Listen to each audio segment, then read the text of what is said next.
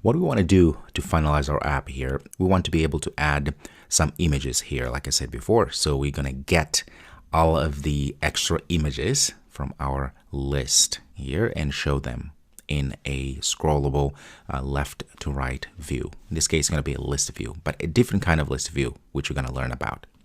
Back to our code. Let's go down like this. I'm going to create another one. Okay. Stateless widget. Call this movie extra posters.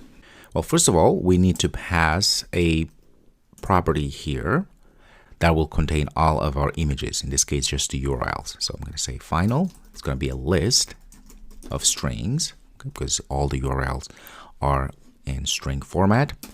Call this posters. Let's go ahead and get the constructor. Get rid of our container, and we're going to add actually a column. In our column here, I'm going to use a cross alignment again to start. Okay, everything starts from the left. Very good. And for children, here is where we're going to add a few items. The reason I'm adding column is because we're going to have a text at the top, and then we're going to have the images at the bottom here. So I'm going to make this a little bit more smaller. That way you can see as we start adding things like this, perhaps. Maybe a little bit more so you can actually see a few more. Okay, there we go. That looks good. So first I'm going to add that text here that just says something like more movie posters. Okay, nothing really special here. Now I want to make this 2 uppercase because it's just a string. We can just invoke the method uppercase. And inside there, I'm going to put a style, text style, which is, I'm going to say font size. It's going to be about 14. And color, say colors, black 26, something like that. Okay, colors, you can play around with them. That is totally fine. Now, once we have our text there, the title per se, I'm going to go ahead and add another container. This container here is where we're going to add, or that's where we're going to have our list view. Now, this is a different list view. Let's continue here. For a child, I'm going to say list view. Aha, there we go. So we have all sort of different list views. We have the list view custom, the builder, which we've seen before, and we have just a simple list view, which we've used actually for this entire user interface, right? Now we're going to use the separated. Now the separated, list view separated here, as the name implies, gives us a little bit of separation and more flexibility on how do we want the items inside of this list view to be displayed. Let's click OK.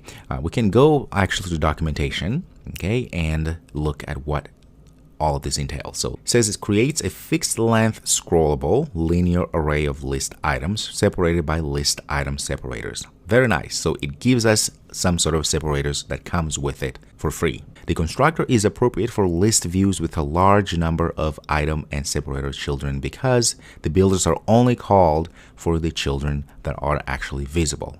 This is real good because now we have that memory thing that we always want to make sure. Let's say we have 100 pictures or 100 views that we're going to be showing horizontally or vertical, doesn't matter. We are going to only be rendering the ones that users are going to be able to see. Meaning if you have a device such as a phone, you are only going to be able to see what the view is showing you. So anything else is not going to be rendered, which is great. So only when you scroll, you're going to be able to start seeing other things. So this is actually good for memory management. And like we can see at the bottom here, we can pass the scroll direction. We can make axis vertical, so if you go up and down, or horizontal. A few things that we need to take into account here, obviously, to construct our list view separated. A few things that you haven't seen before. But no problem, we're going to tackle everything. First of all, I'm going to add this container here. I'm going to give it a height of about 200. Let's construct our list view separated. Okay, so first I'm going to add the scroll direction. I'm going to say axis, and I want this to be horizontal. Okay, that's out of the way. And next, let's start with the item count. How do we get this item count? Well, the item count is going to be the length of our posters, which is a list containing string, which in this case are going to be URL to our posters. Okay, so I can say posters and get the length. That's done. Now, let's go to the separator builder. Well, the separator builder, it takes a function with context as well as the index. So we've seen this before. In this case, we're just going to go ahead and return a size boxed like this, which will contain a width of 8.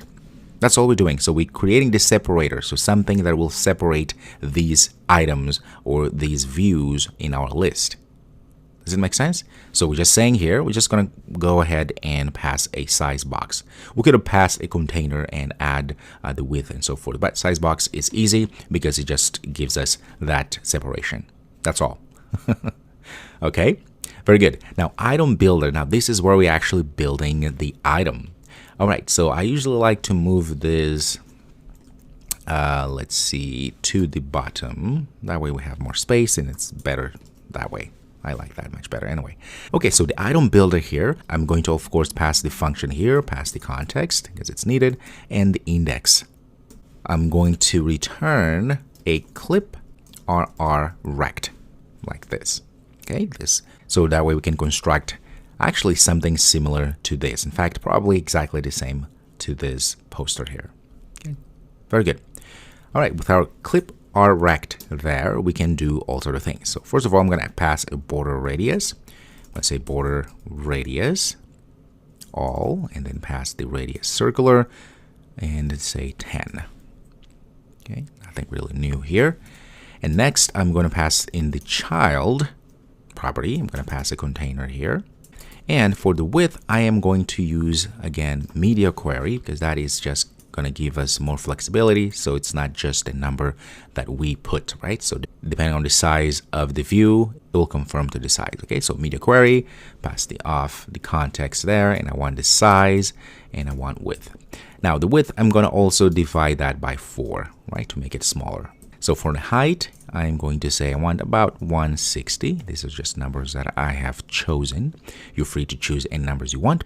And of course, the decoration here, this is where we are going to decorate a few things. I'm going to pass a box decoration, and then we're going to just go ahead and add an image. So our decoration image, and for our image, it's going to be network image, and we pass poster, we pass our posters list, and pass the index, because remember, we are indeed inside of a list view. Nonetheless, it's separated, but it is indeed a list view. So we have the index, we have access to the index because we know exactly how big this array is, because we have the length there. We need to pass the posters list, and of course pass the index so that we can iterate through and start showing all of our images. And for our image there, let's make sure that we finish fit, say box, fit, and I want this to be cover. Okay, so let's save this. Of course, nothing will show there because we actually have to call this. Okay, where we're going to be calling this? Yes, indeed, you know, I'm going to copy this and go to there and paste it in. Of course, we need to pass posters, which is an array. So I'm going to say movie.images like that. Okay. If you save, voila, you can see now we have images that are showing. Very, very nice. It's a little bit too big so you can see everything, but at least now you can see we have images that are showing. They are very good. Let's go to a different movie, perhaps Avatar, and voila. And you can see that separation is also working there. Now, we have too much here. That's why it's all cutting up. We can actually change the size of this main image there if we want, so we can have more space. Let's go. I think this is the one. Details thumbnail. Instead of 190, how about 170? All right, notice this is smaller, and now you can see this better. But also remember, because we put everything inside of a list view, it's easy for us to scroll up and see all these images. Okay, very good. It's working perfectly. The Avengers, there we go. And we can see very nice scrollable images. And we can change the height, maybe a little bit smaller. That way, let's go down. We say height of this container is 200, maybe, how about 170?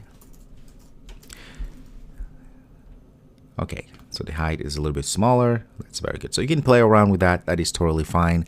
And what I can do actually, it's give a little bit of padding here, especially for our more movies image there, or more movie posters. Let's go back to our code. Let's go to our container actually, and I'm gonna say padding. Edge inset symmetric. Okay, I want this vertical to be about 16. Okay, save that. You can see now there's nice vertical padding happening there. Very good indeed. So we have our application here. It's working perfectly. It's getting all the images that it has, and we can keep going. Let's see, we want maybe this one here. There we go. It's getting all the images. We have this nice image at the top. We have the cast, directors, awards. And like I said, we can put more information if we wish to do so. You can be more creative and to add more information about the movie, because in our API data source, you notice we have many other properties, many other fields that we can use to add to our user interface. It's always important to know that whenever we construct our user interfaces, we need to focus on the most important pieces of information, so not to overwhelm the user with too much per se. So you're welcome to go ahead and modify to your liking, which is always what I suggest you do anyway. And one thing before we go, maybe give it this a little bit of left padding, because it's too much to the left. Yes, we know how to do that now. This is our text. Put that inside of a padding. In this case, I just want, let's use it only, and I want left padding to be about 8. Save. You can see it moved to the right, and it looks much better. Wonderful. Well, congratulations for getting to this point. I do realize this was a rather long section, but I hope you were able to see how to build a fairly complex application here, right? But with the help of Flutter, obviously, it's not as complex as one would imagine. You can take all the concepts that we've learned here and start creating your own mobile applications. It's very nice, looks very professional, and it works flawlessly.